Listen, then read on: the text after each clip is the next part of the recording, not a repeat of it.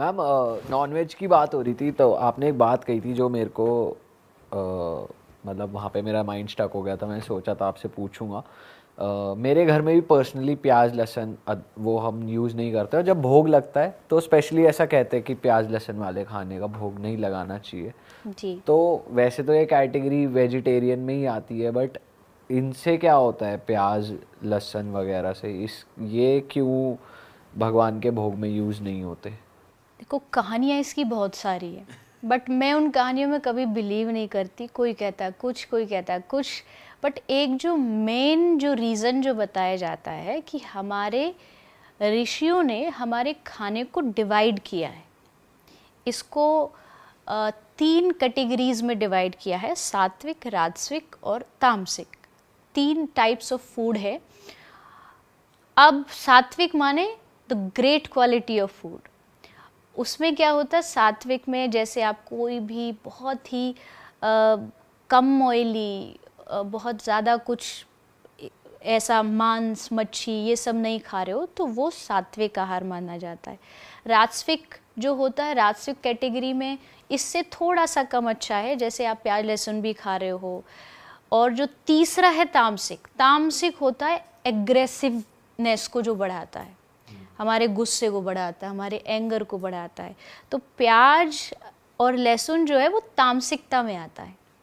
Not just प्याज लहसुन, ये तो हमने एक बात बोल दी है, बट बहुत ज़्यादा स्पाइसी खाना तामसिक होता है।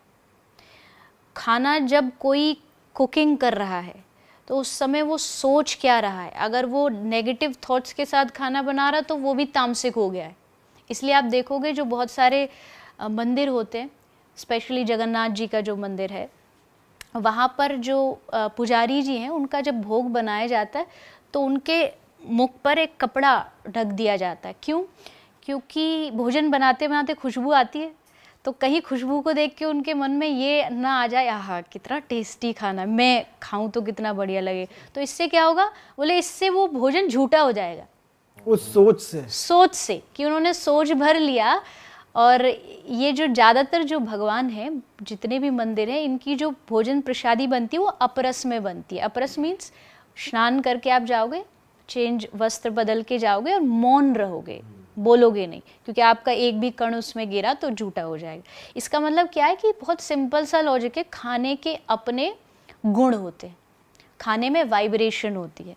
तो वो जो है वो प्याज लहसुन जो है वो हमारे क्रोध को बढ़ाता है, एंगर को बढ़ाता है। आप कभी भी देखोगे जो थोड़ा सा तामसिक खाना नहीं खाता, वो आदमी थोड़ा काम होगा, थोड़ा उसके भीतर जो है चीज़ों को सॉर्ट आउट करने की शक्ति बहुत ज़्यादा होगी।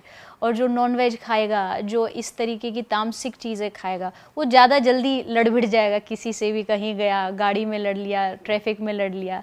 तो इसके लिए अवॉइड करना चाहिए। अदरवाइज़ प्याज लहसुन कोई इतना बड़ा पाप नहीं है, मतलब जितना हम किसी पशु को मार रहे हैं उसके बराबर पाप नहीं है।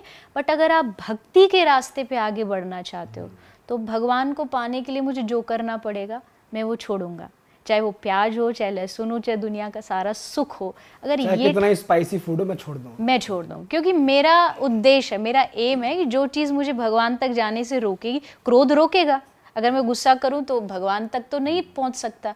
तो उसके लिए फिर मैं खाना भी बदलूंगा, मैं अपना दोस्त भी बदलूंगा, मैं अपना माहौल बदलूंगा, क्योंकि मेरा एम है भगवान को पाना। तो प्याज लहसुन जो है वो तामसिक भोजन आता है। और टेक्निकली स्पाइसी फूड भी, हाँ स्पाइसी, ज़्यादा ऑयली भी, बहुत लोग के दिल टूटने वाला है मतलब खाने पर देखो, खाना हमारी लाइफ में बहुत बड़ा इम्पोर्टेंट रोल अदा करता है, ये हम सोचते नहीं हैं। हमारे खासकर जो भक्ति मार्ग के साधक होते बाहर नहीं खाते। क्यों नहीं खाते? क्योंकि पता नहीं जब कोई खाना बना रहा हो क्या उसके दिमाग में चल रहा होगा। हम एग्जाम्पल देते हैं कि साइंस भी मानती है इस चीज़ को, साइंस प्रूफ कर चुकी है।